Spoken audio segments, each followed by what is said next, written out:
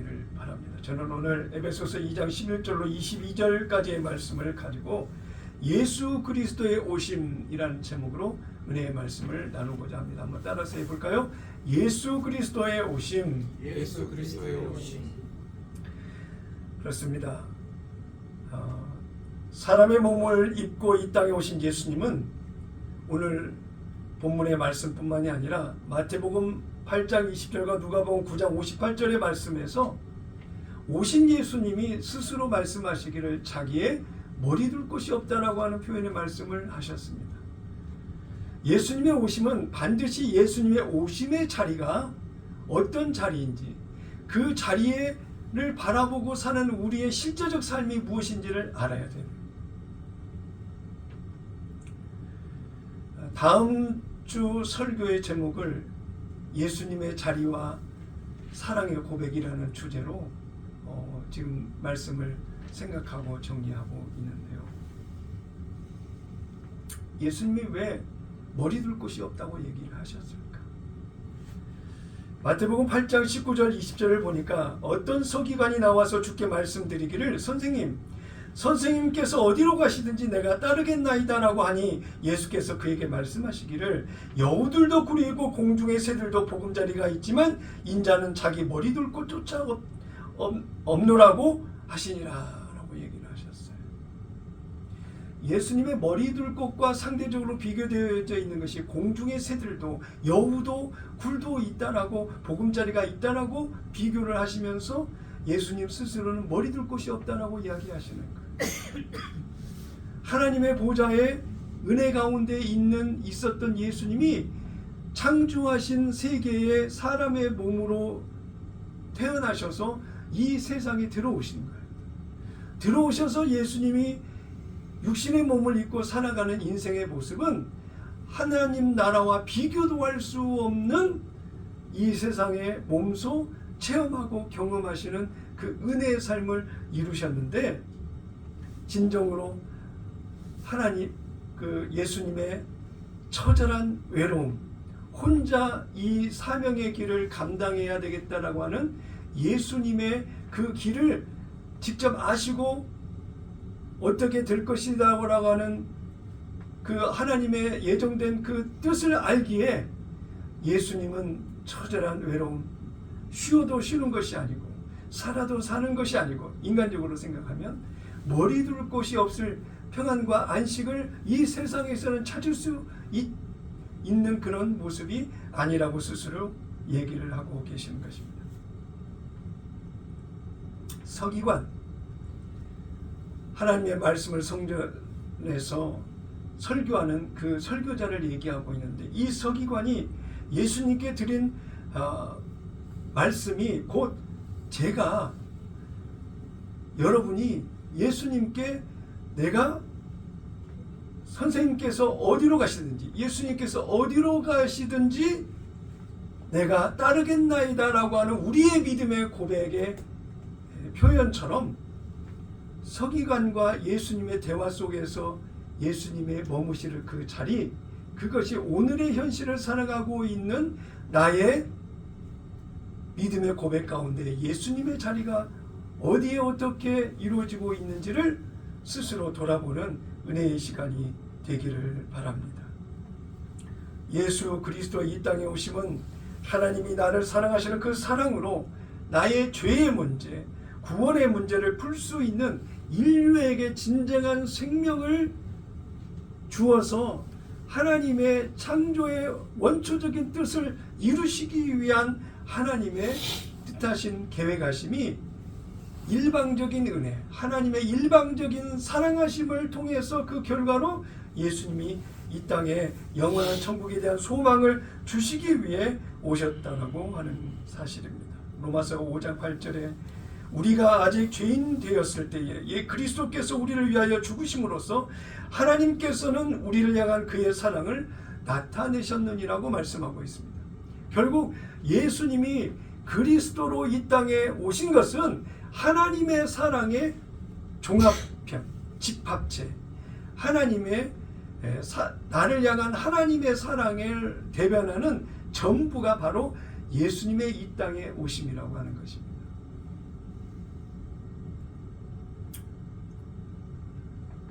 연말이 되어가고 한 해 동안 무슨 결실을 맺었는지 각자 스스로 돌아보는 시간들을 이어가고 있습니다. 여러분은 한 해 동안 어떤 일을 이루셨습니까? 어떨 때 가장 행복했고 어떨 때 가장 슬펐으며 힘들었으며 좋았으며 기뻐하고 즐거웠던 시간들이 있었습니까?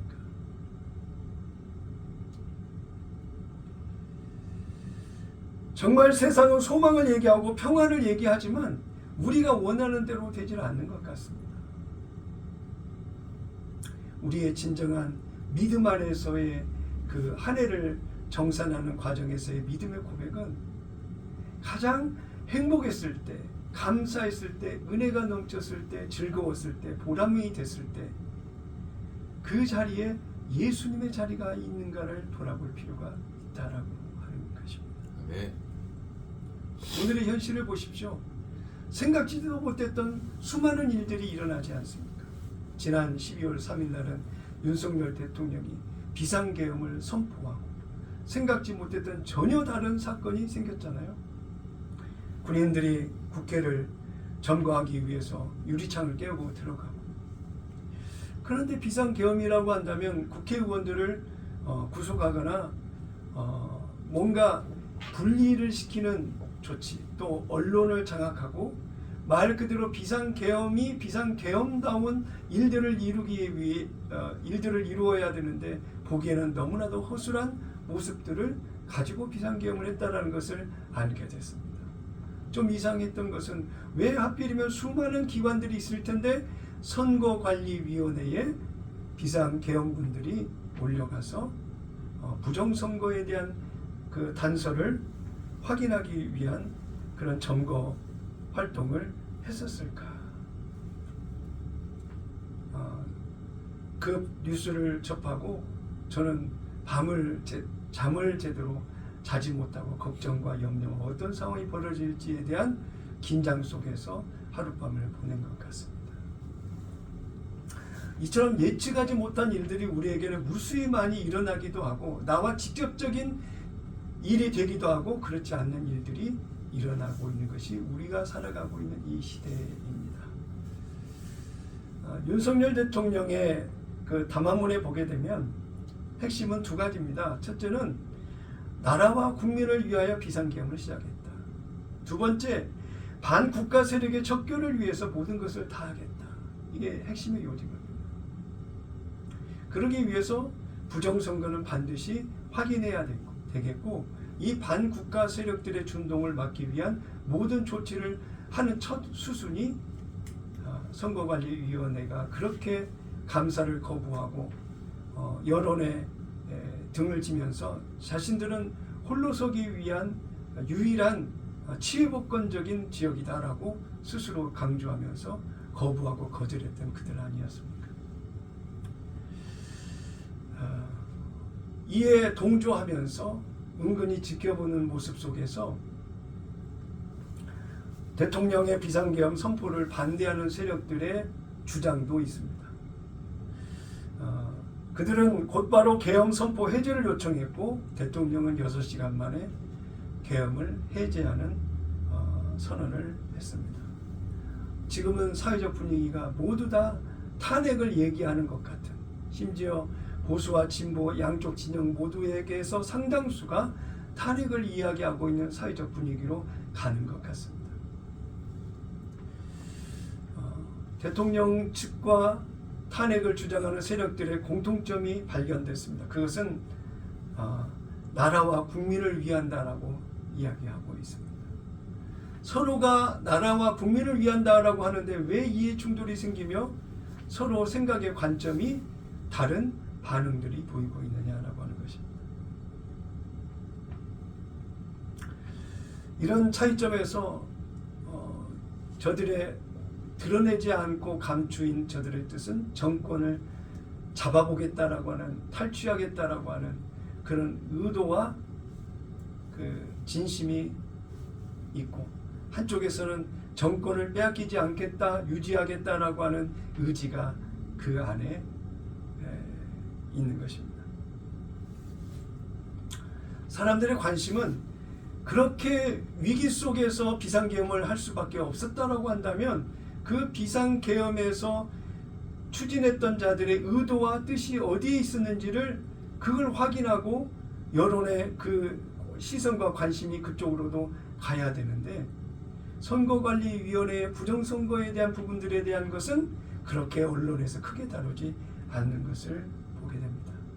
시간이 조금 지나서 그 수사의 계엄사의 그 수사 결과가 나오게 되면 놀라운 사회적 반향이 드러날 거라고 생각이 됩니다.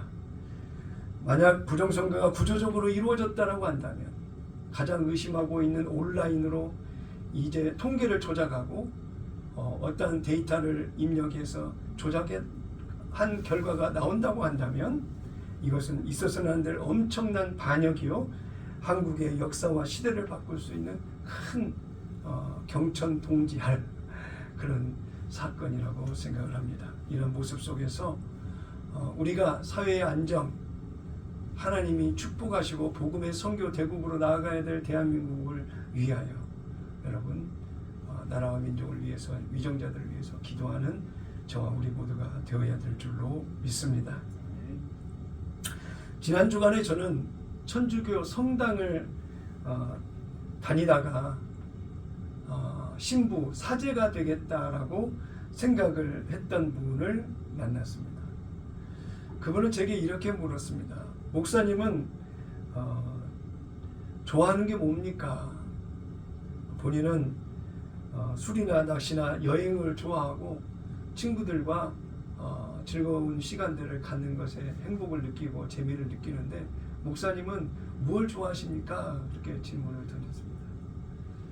그분에게 이렇게 대답을 했죠. 저는 저도 여행이나 낚시를 좋아하고 해보고 싶지만 시간이 없고 재정의 능력도 안 되고 그렇게 크게 관심이 아직은 그렇게 생기지를 않습니다. 그랬더니 그분이 하는 얘기가 대체 목사님은 무슨 행복이 있습니까? 뭘 재미로 느끼십니까? 라고 얘기를 하더라고요. 근데 그분에게 이렇게 대답을 했습니다. 예수를 믿고 사는 삶이 얼마나 기쁘고 행복하고 감사가 되고 은혜가 되는지 모르십니까? 네. 목사인 것이 의례적인 대답으로서의 그 고백이 아니라 실제 예수님이 내 안에서 나와 함께 하시고 나와 동행하는 믿음 안에서의 삶이 얼마나 하나님으로 인하여 행복하고 감사하고 은혜가 되는지 놀라운 비밀이 그 안에 있습니다. 그런 얘기를 했더니 이제 담배를 피기 위해서 이제 다른 쪽으로 자리를 옮겨가는 그분을 보게 되는데요. 시편 기자가 고백한 시편 84편의 말씀은 우리에게 놀라운 어떤 그 고백, 같은 고백을 하게 됩니다. 84편 10절 이는 주의 뜻에서의 하루가 첫날보다 더 나으며 악인의 장막에 거하는 것보다 내 하나님 집에서 문지기가 되는 편이 더 나음이니이다. 천국에 대한 소망을 실제 믿고 아는 믿음의 고백이라고 할 수 있는 것입니다. 2024년을 살아가고 있는 저와 여러분도 영원한 천국 하나님의 나라에 대한 소망이 막연한 꿈, 나중에 어떻게 되겠지라고 하는 기대되어지는 소망의 하나님 나라가 아니라 실제 내게 주어질 믿음의 결과인 하나님의 구원, 하나님의 생명으로, 하나님의 사랑으로 살아갈 영원한 그 나라가 실제 나의 진정한 소망이고 가치에 반응하는 믿음의 모습이라고 한다면 오늘을 살아가는 현실의 모습이 내게 당장 이 세상에서 원하는 소망의 결과를 내가 얻고 받고 누리고 있지 못한다 할지라도 기도하고 있는 과정의 모든 기도의 제목으로만 내게 주어져 있다 할지라도 내 마음의 소망과 믿음의 결과가 하나님 나라에 있기에 오늘 그 하나님께 반응하는 오늘의 삶을 통해서 주 안에서의 기쁨과 평안을 누리게 되고 하나님을 사랑하는 사랑에 반응하는 고백으로 우리가 살아갈 수 있다라고 하는 것입니다. 하나님이 창조하신 에덴 동산은 하나님이 함께 하셨던 동산이었어요. 그래서 하나님과 함께하는 그 자리에는 하나님이 주신 기쁨이 충만했고 행복이 넘쳤어요. 부끄러울 것도 없어요. 모든 것이 하나님의 은혜 가운데 주어지는 행복동산 하나님의 나라였습니다. 에덴이라는 말 뜻도 기쁨이라는 뜻이었고요. 사단의 꾀에 넘어가기 전까지에는 하나님과의 관계 속에서 전혀 장애가 없었습니다. 그러나 사단의 꾀에 빠져서 하나님의 명령을 어기고 죄를 짓고부터 벌거벗은 자신의 모습을 보게 되고 부끄러워서 하나님께 숨어버리는 그런 반응을 아담과 하와가 보게 그런 행동을 하게 되었죠. 킹제임스 성경으로 로마서 5장 12절을 보니까 이런 연유로 한 사람에 의하여 죄가 세상으로 들어오고 그 죄에 의하여 사망이 왔으니 그리하여 모든 사람이 죄를 지었으므로 사망이 모든 사람에게 전달되었느니라. 불순종의 결과가 그 끝이 무엇이라는 것을 아는 그 순간부터 그들에게는 기쁨이 사라지고 하나님 안에서 누릴 수 있는 모든 것을 잃어버리는 결과를 가져오게 됐다라고 하는 것입니다. 그럼에도 인류에게 소망을 주셔서 여자의 후손으로 오실 예수 그리스도를 미리 예견하시고 그 오실 메시아 구세주를 믿는 믿음으로 구원의 그 계보가 이어져서 아브라함과 이삭과 야곱, 다윗과 예수 그리스도의 오심에 이르기까지 하나님의 놀라운 일하심은 예수 그리스도를 이 땅에 보내시는 그 사랑의 고백으로 예수님이 이 땅에 오셨다라고 하는 것입니다. 이러한 예수님의 모든 것은 영원한 하나님의 나라 건설을 위한 하나님의 선택하심과 예정하신 계획이었다라고 하는 것을 잊어서는 안 되겠습니다. 자, 그러면 예수 그리스도의 오심은 어떤 의미로 우리에게 오셨는지 새 언약을 기반으로 한 모든 하나님의 일하심이지만 두 가지로 그 내용을 정리를 해보겠는데요. 첫째로 예수 그리스도의 오심은 하나님 아버지와 하나 되게 하시기 위해서 예수님이 이 땅에 오셨다라고 하는 것입니다. 예수님이 이 땅에 오시기 전에는 분리되어져 있는 상황을 보게 되는 거예요. 오늘 본문 11절 12절에 보니까 그러므로 생각하라. 너희는 그때에 육체로는 이방인이요 손으로 육체에 행한 할례를 받은 무리라 칭하는 자들로부터 할례 받지 않은 무리라 칭함을 받는 자들이라. 그때에 너희는 그리스도 밖에 있었고 이스라엘 나라의 밖의 사람이라. 약속의 언약들에 대하여는 외인이요 세상에서 소망이 없고 하나님도 없는 자이더니. 그래서 분리되어져 있는 사람들이라고 하는 것입니다. 믿음 안에 있지 아니하면. 이스라엘 백성들은 자신들이 할례받은 민족이라고 얘기했고 하나님의 택한 백성이라고 해서 다른 이방인과의 구별된 선민이라고 하는 선민의식이 강하게 그들을 이끌었다는 것을 알게 됩니다. 유대인들이 자기 민족 외에는 모두 이방인으로 부르면서 그들을 경멸했어요. 유대인들은 이렇게까지 얘기를 하셨습니다. 하나님께서 이방인들을 지옥불의 연료로 사용하기 위해서 창조하셨다. 극단적인 경멸의 말을 그들은 이방인들을 향해서 하고 있었던 것입니다. 그들은 하나님께서는 자신이 만든 모든 민족들 가운데 오직 이스라엘만 사랑한다고 믿고 있었습니다. 하나님이 자신의 민족들을 사랑해서 출애굽을 하고 40년 광야를 거쳤지만 약속의 땅 가나안 땅에 들어오게 하셔서 살게 하셨다라고 하는 그 놀라운 그 은혜의 그 역사적 사건들을 믿는 믿음 안에서 자신들의 민족이 아닌 다른 민족들을 배타시 여기고 경멸했던 유대인들이었습니다. 그런데 오늘 본문 14절에 보니까 에베소서 2장 14절 그는 우리의 화평이신지라 둘로 하나를 만드사 원수된 것 곧 중간에 막힌 담을 자기 육체로 허시고 그랬어요. 왜 표현된 것이 막힌 담을 자기 육체로 허셨다라는 표현을 하셨을까? 예루살렘 성전의 구조를 보면 막힌 담을 허셨다라고 하는 그 의미를 발견하게 되는데요. 예루살렘 성전 둘레에는 제사장의 뜰이 있었어요.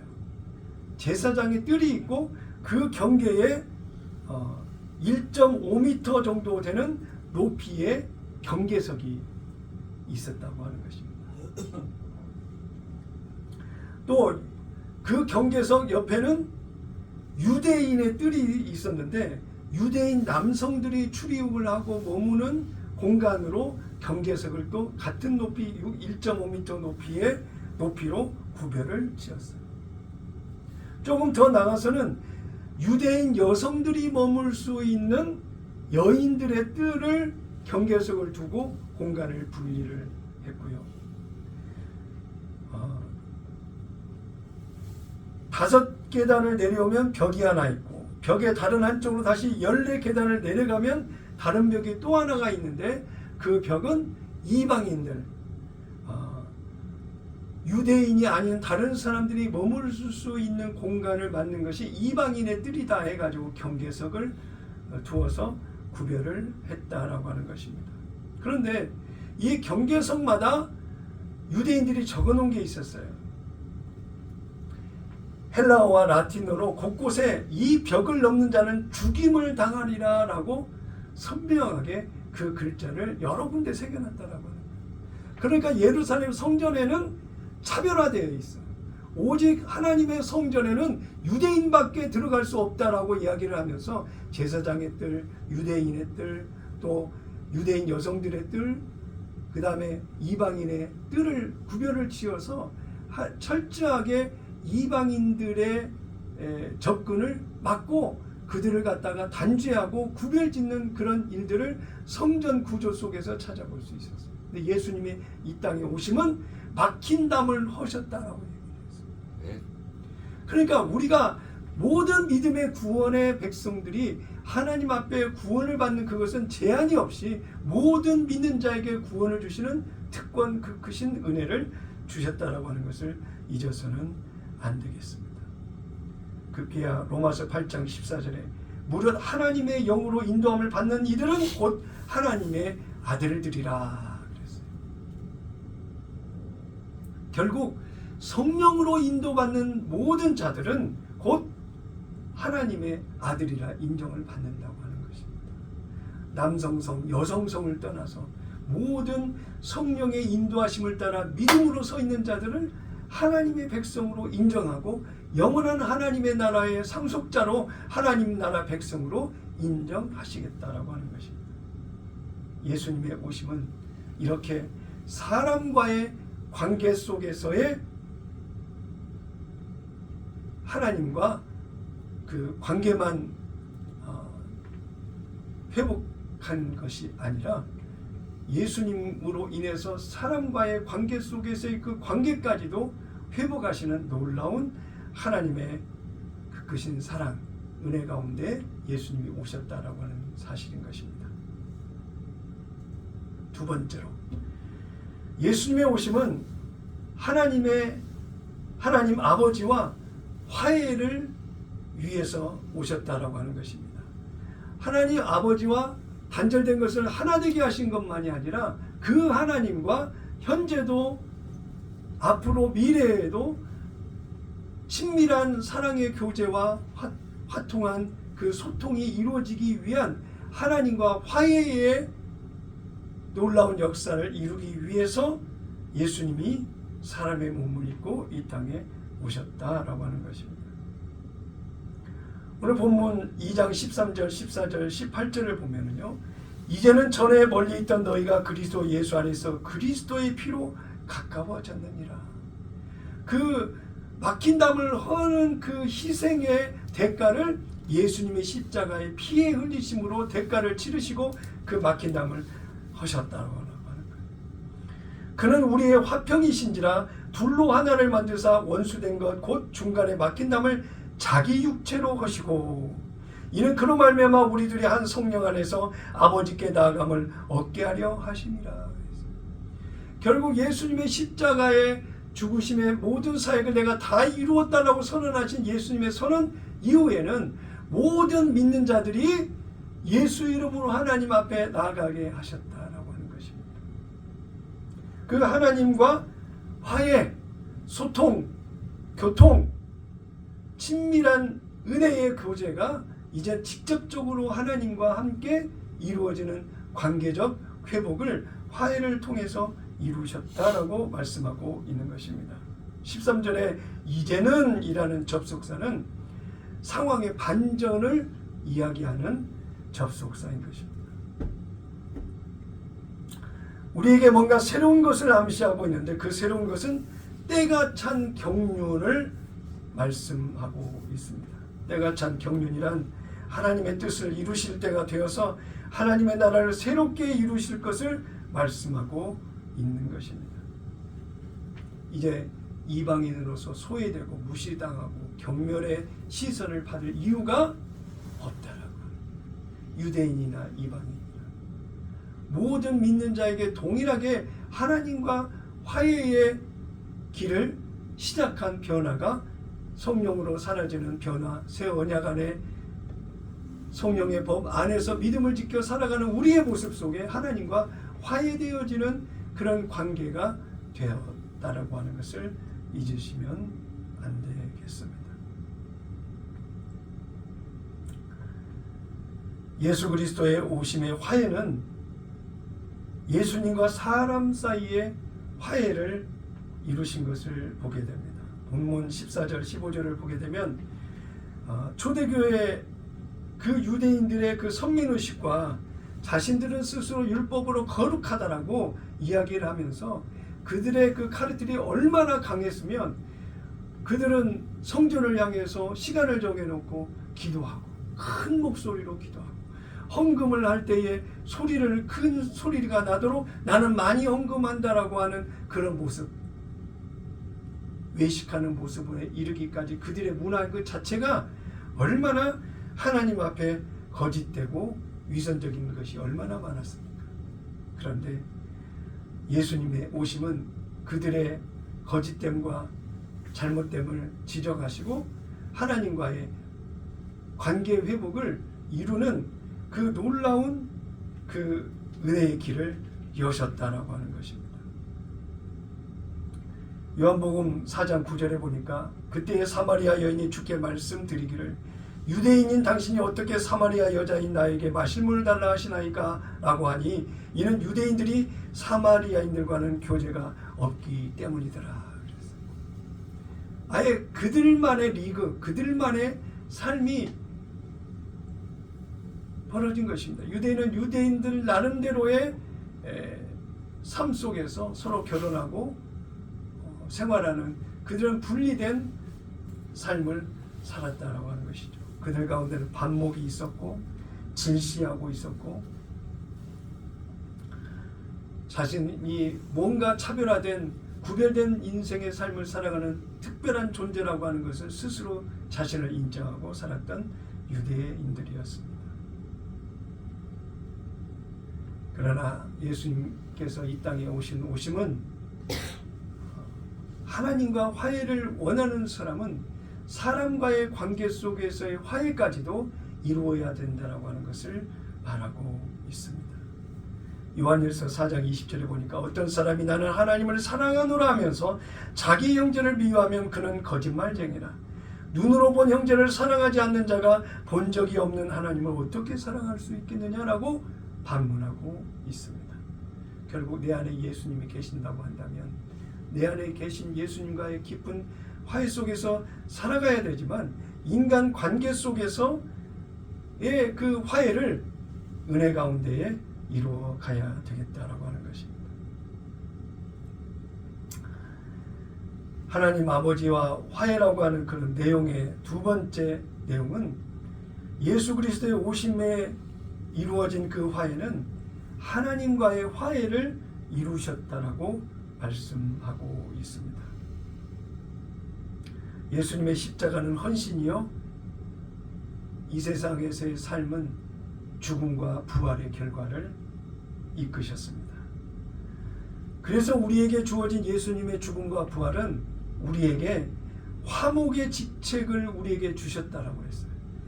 내 안에 예수님의 흔적이 있다라고 한다면 나로 인해서 하나님과 인류, 사람과의 그 관계 속에서의 화해를 이끄는 역할을 우리에게 직책으로 부여하셨다고 말씀하고 있는 것입니다. 고린도후서 5장 17절, 18절, 19절을 보니까요. 그러므로 누구든지 그리스도 안에 있으면 새로운 피조물이라. 옛 것들은 지나갔으니 보라 모든 것이 새롭게 되었도다. 모든 것이 하나님께로부터 났으며 그분께서는 예수 그리스도를 통하여 스스로 우리와 화해하셨고 화해의 직분을 우리에게 주셨으니 그랬어요. 예수님이 나와 화해하셨고 이제는 그 이후에는 내가 예수 이름으로 화해의 직분을 가지고 예수 이름으로 화해의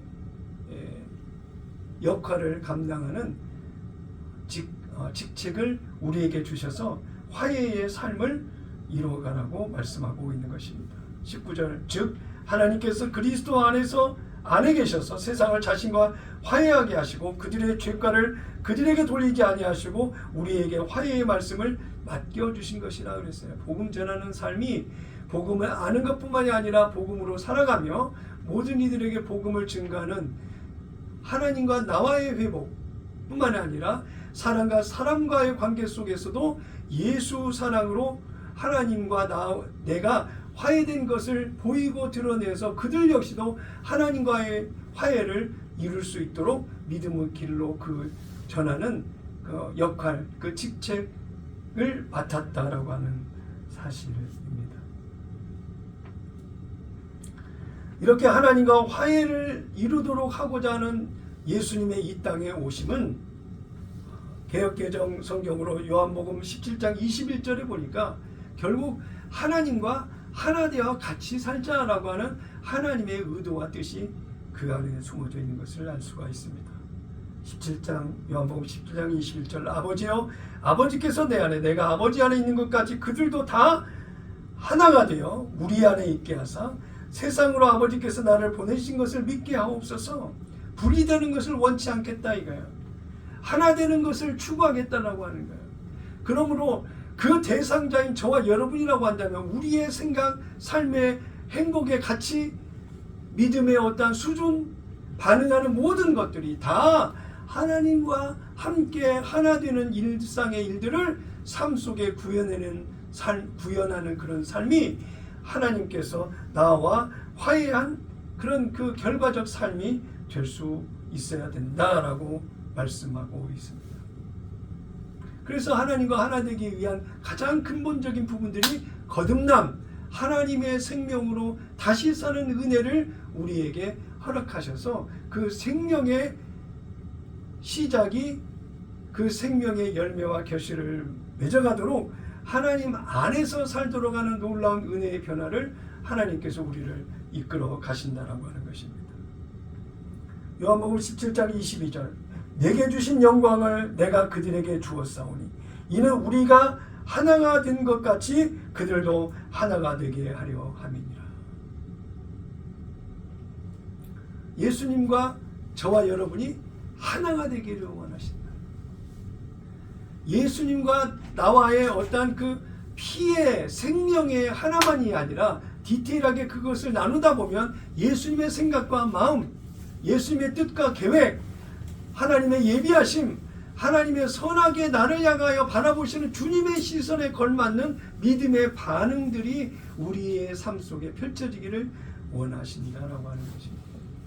그래서 예수님이 얘기하셨던 너희가 내 안에 내 말이 너희 안에 주님과의 깊은 친밀한 소통과 깊은 만남과 교제가 나중에 언제 어떻게 상황이 되면 되는 그런 것이 아니라 실제 구원받은 오늘을 살아가는 믿음 안에서 주님이 내 안에 들어오시고 내가 주님 안에 있는 것을 확인하고 주님의 생각과 마음에 반응하는 믿음의 삶을 실제 하나님과 화해라고 하는 그런 변화 속에서 일을 진행하신다고 하셨으니 예수님의 예수님 안에도 하나님의 영광이 함께 하신 것과 같이 예수님을 모신 우리의 삶 속에도 하나님의 영광이 내 인생의 삶 속에 드러나는 삶이 반드시 되어야 되겠다.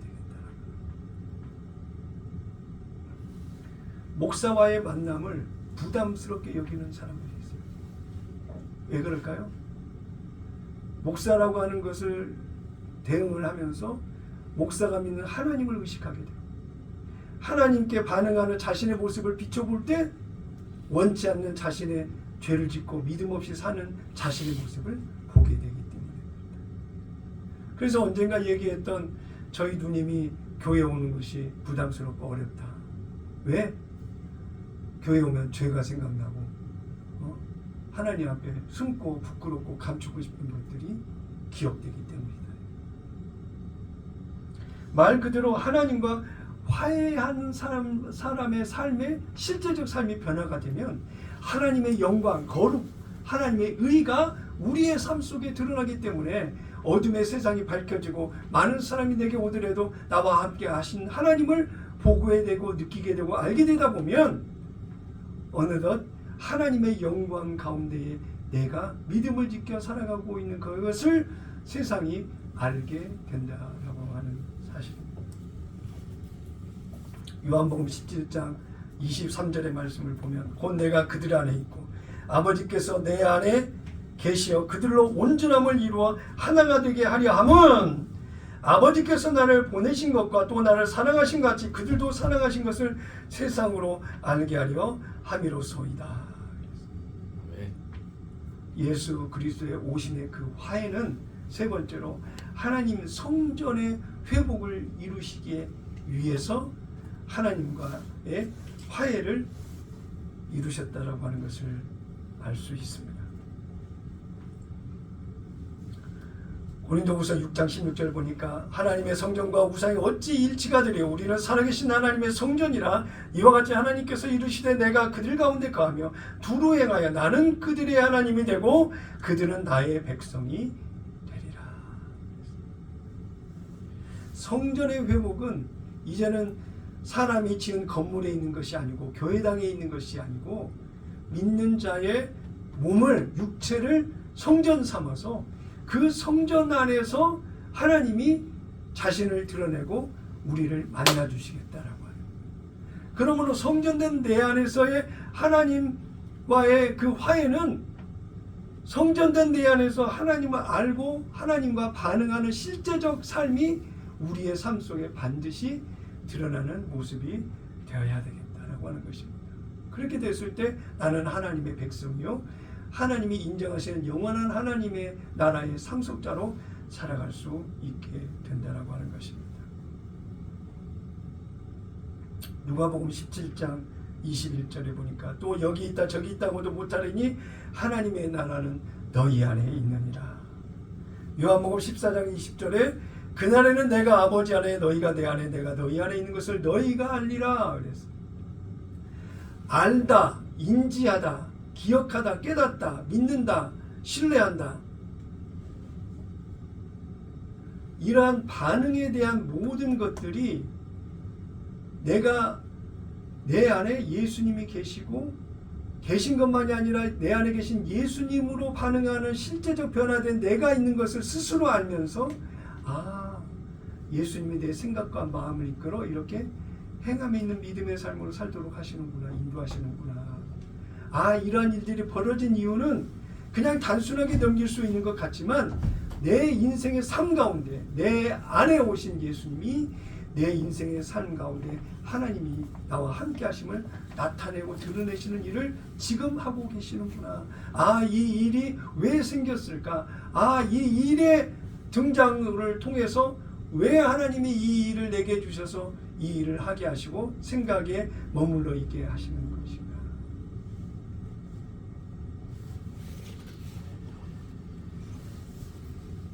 하나님의 생명으로 변화된 거듭난 주의 백성의 마음의 심령을 성전으로 삼으셔서 만나주시겠다고 하셨으니 내 안에서 하나님을 예배하고 기억하며 하나님을 신뢰하고 하나님을 경배하는 예배자로서의 실제적 변화의 삶이 반드시 내 안에서 이루어져야 된다고. 고린도전서 3장 16절 너희는 너희가 하나님의 성전인 것과 하나님의 성령이 너희 안에 계시는 것을 알지 못하느냐? 고린도후서 13장 5절 너희는 믿음 안에 있는가 너희 자신을 시험하고 너희 자신을 확증하라. 예수 그리스도께서 너희 안에 계신 줄을 너희가 스스로 알지 못하느냐? 그렇지 않으면 너희는 버림받은 자니라. 무섭고 극단적인 얘기가 되겠죠. 하나님을 사랑하시면 다 같이 아멘 하십시다. 하나님을 사랑하는 사랑의 지금의 고백이 거짓이 아니고 사실이고 나를 이끌어가는 진정한 믿음이라고 한다면 미라클 존에서 기도하는 시간을 가장 우선순위로 삼고 기도하는 자리에 무릎을 꿇게 되고 하루 일과를 시작할 때 우리가 5가지를 믿음의 정체성을 설교 전에 고백하듯이 하루의 시작을 할 때 나의 믿음의 정체성을 하나님 앞에 고백하고 하나님 나를 통해서 이루시는 하나님의 뜻이 무엇인지를 오늘 알게 하시고 하나님이 예비하신 여호와 이레의 하루가 전개될 것을 기대합니다. 소망합니다. 믿음으로 이렇게 기도하며 하루를 시작하게 되는 이것이 하나님과 화해된 자의 오늘의 나의 삶이라고 하는 거예요. 이렇게 됐을 때 성령이 내 안에서 역사하시고 나를 하나님의 백성답게 나를 세워가고 거룩하게 의롭게 선하게 하나님의 거룩한 백성으로서의 오늘을 살아갈 수 있도록 성령께서 우리를 인도하신다라고 하는 것입니다. 요한일서 4장 4절 자녀들아 너희는 하나님께 속하였고 또 그들을 이기었나니 이는 너희 안에 계신 이가 세상에 있는 자보다 크심이라 그랬어요. 예수님이 내 안에 계시는데 예수님이 내 안에서 하시는 모든 것은 세상을 이기도록 이미 이긴 그 결과를 가지고 있지만 하나님의 백성인 우리에게 믿음을 통해서 세상을 이기도록 하나님이 내 안에서 예수님의 생각과 마음을 알게 하시고 예수님이 내 안에 계시고 내가 예수님 안에 거하신 실제적 변화의 삶을 살아가도록 나를 이끌어 가시고 거룩한 성전으로 세워가시는 놀라운 일하심을 내 삶 가운데 이루어 가신다라고 하는 그것이 하나님과의 화해가 전제되지 않고서는 이루어질 수 있는 일이 아니라고 하는 거예요. 그러니까 오늘 내가 하나님을 사랑하고 신뢰하고 의지한다라고 하는 회복된 그 소통, 교통, 친밀함, 은혜의 관계가 오늘을 이끌어가는 모습이 되지 않고서는 어떻게 주님이 내 안에서 왕이요 주님이 내 안에서 나의 주인이라고 인정할 수 있는 믿음의 고백과 맞는 그런 삶이 될 수 있겠느냐라고 하는 것입니다. 빌립보서 2장 13절에 너희 안에서 행하시는 일은 하나님이시니 자기의 기쁘신 뜻을 위하여 너희에게 소원을 두고 행하게 하시나니. 오늘 살아가고 있는 거룩한 꿈의 교회 성도 여러분, 수많은 일상에 풀어야 될 해결해야 될 문제와 숙제들이 우리 안에 널려 있습니다. 시간이 없고 몸이 힘들고 어려워서 해결하지 못한 많은 일상의 일들로 지쳐있고 무겁고 힘들고 어려운 시간을 살아가고 있는 것이 바로 저와 여러분 우리 모두입니다. 그럼에도 우리가 할 수 있는 그것은 소망이 있는 것은 내가 하나님을 사랑한다라고 하는 그 사랑이 내 안에 진심으로 있기 때문에 내 안에 있는 하나님이 내 마음 가운데 부어주신 하나님의 사랑을 알게 하신 그 은혜가 내 안에 있다 보니 하나님과 사랑의 회복을 통해서 화해된 그런 관계 속에서 주어지는 모든 하나님의 것이 내 안에 펼쳐질 수 있으니 성령의 가르치심을 따라 주님과의 친밀한 관계를 이어가고 내 안에서 말씀하시는 주님의 뜻에 믿음으로 반응하는 변화된 삶이 반드시 있어야 된다고 하는 것입니다. 새벽 예배에 가는 두 자매와 잠깐 동안 얘기를 나눈 적이 있습니다. 하나님께서 강권하여 새 언약의 복음을 전하면서 율법에 속지 말라. 성령의 법을 분별하고 볼 수 있는 눈을 열어라. 내 안에서 성령의 일하심이 있다라고 아멘 믿습니다가 아니라 실제 내 삶을 선택을 결정을 바꾸고 이끄시는 하나님의 능력이 살아있는 내가 되어야 된다. 그 일을 이루시기 위해서 예수님이 첫 번째 것을 폐하고 두 번째 것을 세우기 위해 이 땅에 오셨다라고 이야기를 하십니다. 하나님과의 화해의 결과적 이후의 모습은 화해된 모습 속에 성령의 일하심에 반응하는 변화된 우리의 삶이 반드시 있어야 된다는 것입니다. 그래서 우리가 예배하는 성전으로 살아가는 모습 속에 우리가 영과 진리로 예배해야 된다고 말하고 있는 것이죠. 요한복음 4장 23절 이후 보니까 아버지께 참되게 예배하는 자들은 영과 진리로 예배할 때가 오나니 곧 이때라 아버지께서는 자기에게 이렇게 예배하는 자들을 찾으시느니라. 하나님은 영이시니 예배하는 자가 영과 진리로 예배할지니라. 영과 진리에 반응하는 변화된 나의 모습으로 하나님과 화해를 이어가야 된다라고 하는 거예요. 출세순공 부귀영화에 대한 인생의 경험을 통해서 얻어진 답을 향해서 반응하는 그런 모습이 아니라 내 안에서 하나님과 화해된 모습 속에 영과 진리로 주시는 거에 반응하는 변화된 우리의 변화가 반드시 따르고 이행이 되어야 된다라고 하는 것입니다. 로마서 12장 1절 보니까요. 그러므로 형제들아 내가 하나님의 모든 자비하심으로 너희를 권하노니 너희 몸을 하나님이 기뻐하시는 거룩한 산 제물로 드리라. 이는 너희가 드릴 영적 예배니라고 말씀하고 있습니다. 거룩한 산 제물,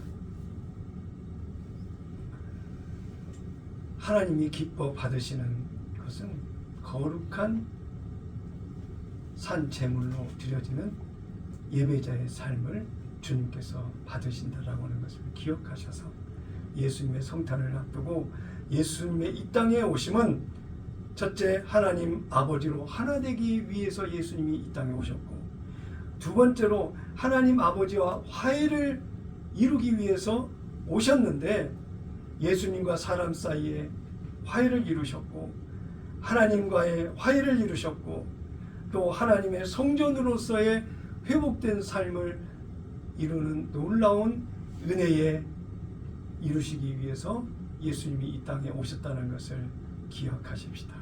이러한 모든 것은 오직 하나, 하나님의 사랑 때문에. 따라서 해볼까요?